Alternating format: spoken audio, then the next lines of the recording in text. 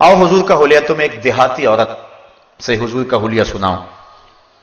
आप जानते हैं हिजरत की रात हुजूर जब मक्कातुल मुकर्रमा से मदीना तो रसूल जा रहे थे तो रास्ते के अंदर भूख की शिद्दत का एहसास हुआ।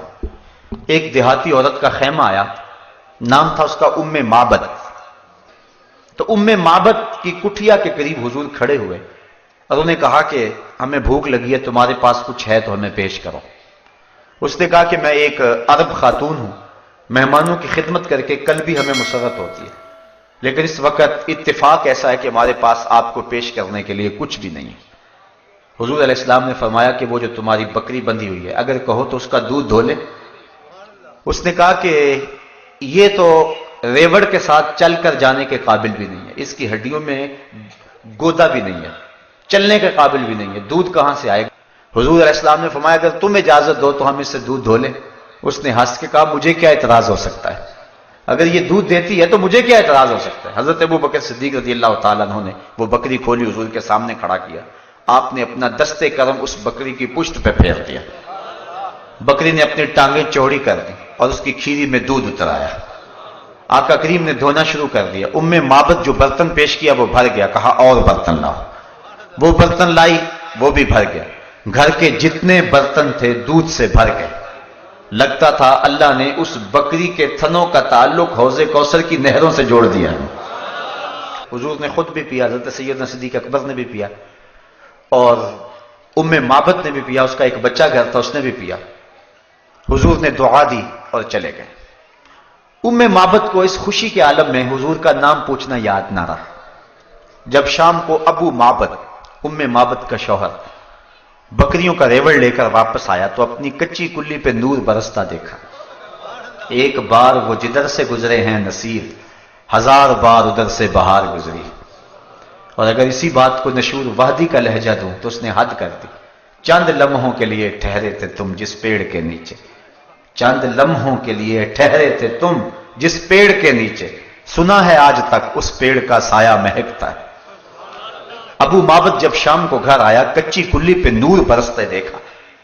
कहने लगा कि आज ये माहौल बदला बदला है, क्या बात। तो उम्मे माबद ने कहा कि हमारे घर में एक शख्स आया था।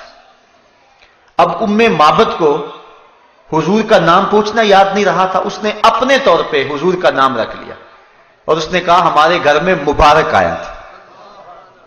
और फिर उम्मे माबद हुजूर का हुलिया बयान करती है। एक देहाती सी औरत है, मैं वो सारे लफ्ज तो बयान नहीं कर सकूंगा, वो एक लंबी हदीस है, लेकिन चंद लफ्ज उम्मे माबद के आपके सामने रखूंगा कि उस बादिया नशीन खातून ने हुजूर का नक्शा कैसे खींचा और कैसे हुजूर का हुलिया बयान किया।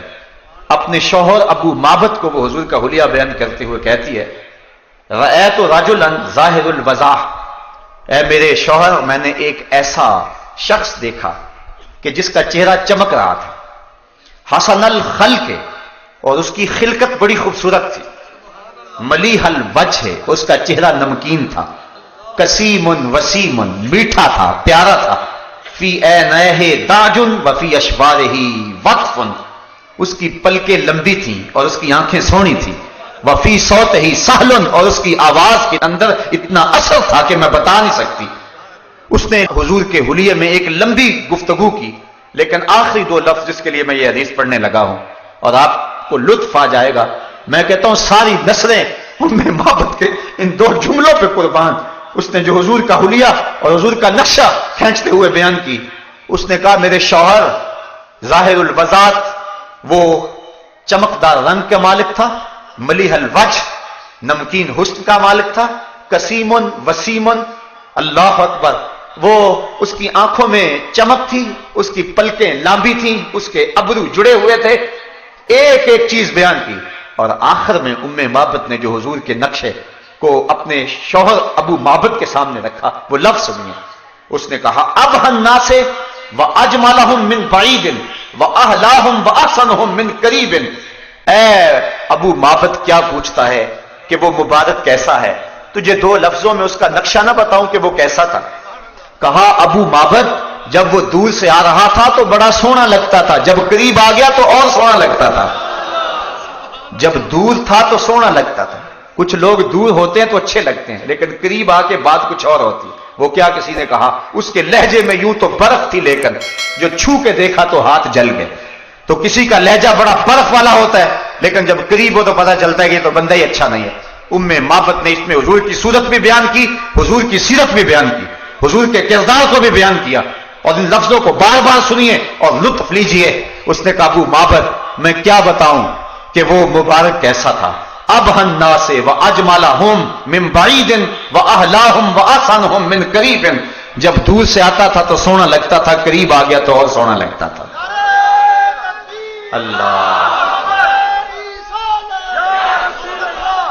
مکھ چند بدر شاشانی ہے, متھے چمک دی لاٹ نورانی ہے, کالی زلف تے اکھ مستانی ہے, مخمور اکھی ہیں مد بریاں. کہا جب دور تھا تو سونا لگتا تھا, قریب آ گیا تو اور سونا لگتا تھا. اتنا حسین تھا. اب روزانہ ام مابت کے گھر میں تذکرہ ہی حضور کا ہوتا ہے.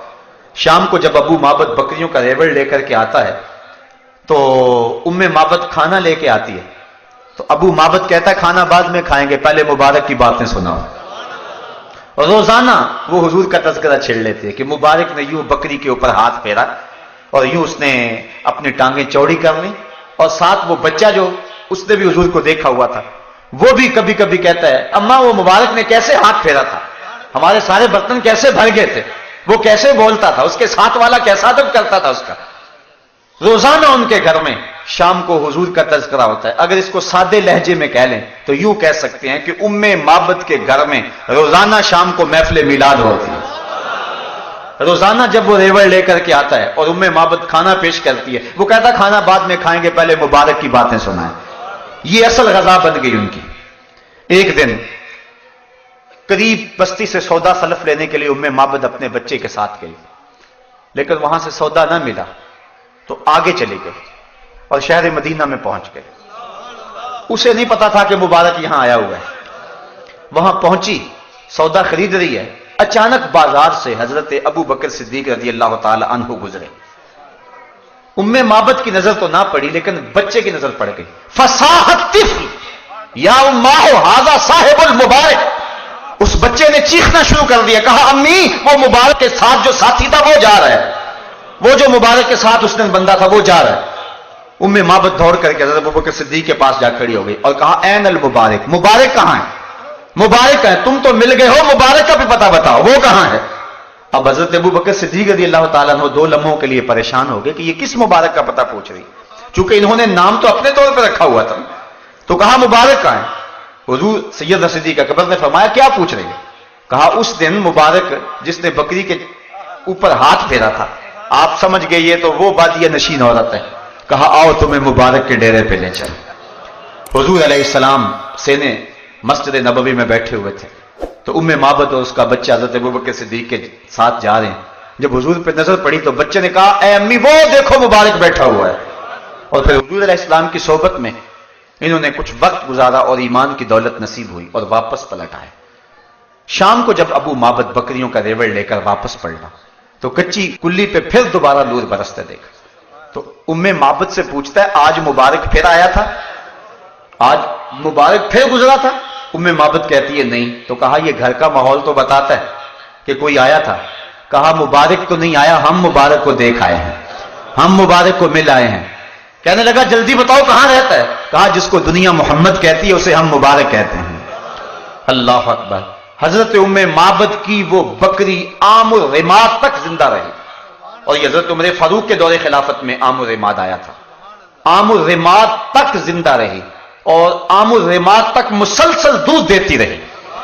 اور علماء کہتے ہیں, سیرت نگاروں نے لکھا ہے کہ اس ڈیرے پر جتنے بھی گھر تھے سارے اس بکری کے دودھ کی کھیر بنا کے کھاتے تھے اور پھر بھی ختم نہیں ہوتی تھی.